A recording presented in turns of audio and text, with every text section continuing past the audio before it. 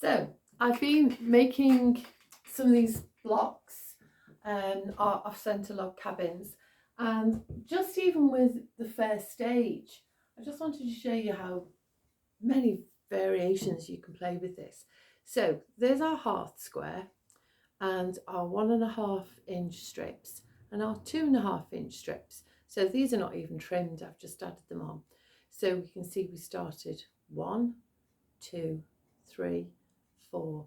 Now if I was to continue round, the next one would be white and then back to the patterned. But even with just that little square, if you wanted to play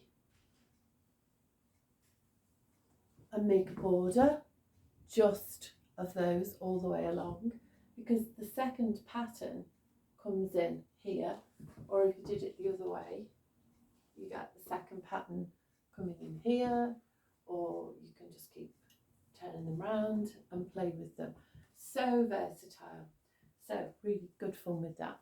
Now the 4 larger blocks, they're measuring about 12 inches, but I say don't worry about it as long as they are all the same size. So hearth square, 1, 2, 3, 4, 5, and we go round and round, and I've ended with the light or the plain on as the last 2 strips. Now if you wanted it to be bigger, although it does go off square, you could then add 2 more patterned or darker sides to it, but to say it does go off square. So let's see what we could play with this. Now I'm thinking I want to make a lap size quilt. So when all my blocks are trimmed, I'm going to see what happens if I put 4 blocks together. And this is the joy of a design wall, because you can play and play. And look, already we've got something that looks completely different. So we've got our whites on the outside, and we've almost got a circle in the middle.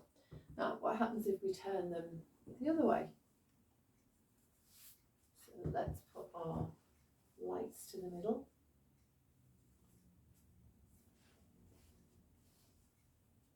Now don't forget, in a larger block,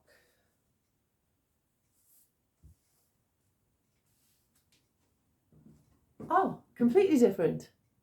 When I see it through the screen, it looks completely different to the other way. So I don't know which I like better. That looks really good.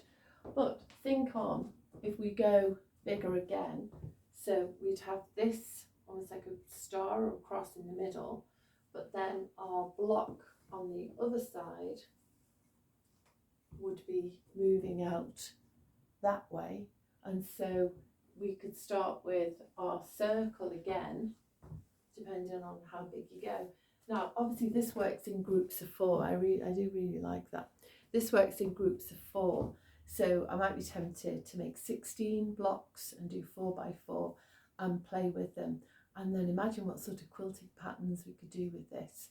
So I love as well how the red hearth square is really popping out on there. I'm really glad I did that.